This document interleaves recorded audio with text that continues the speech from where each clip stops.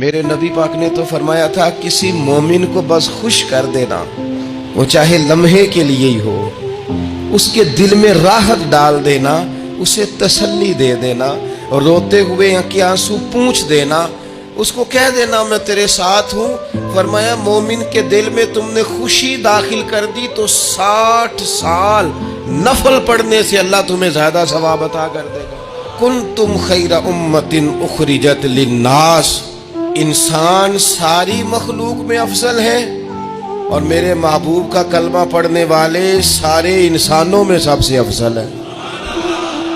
ان کو اللہ نے اور زیادہ فضیلتوں سے برکتوں سے مالا مال کیا۔ یہ وہ مخلوق ہے، یہ وہ لوگ ہیں، یہ وہ امت ہے کہ جو صرف ارادہ کرتی ہے نیکی کا، کرتی نہیں، ارادہ کرتی ہے تو اللہ نیکی کرنے کا اجر عطا فرما بھی دیتا ہے۔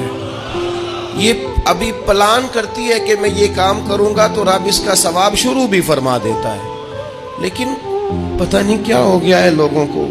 نیکی کے ارادے کرنے چھوڑتے جا رہے ہیں، نیکی کی منصوبہ بندی کرنی چھوڑ دی ہے، خیر کے لیے پلان کرنا ہی چھوڑ دیا ہے۔ بہت سارا وقت بیکار گزرتا ہے، بہت سارا وقت چوراہے پہ گزر گیا، بہت سارا وقت گپوں میں گزر گیا، عمرے دراز مانگ کے لائے تھے 4 دن، 2 آرزو میں کٹ گئے، 2 انتظار میں۔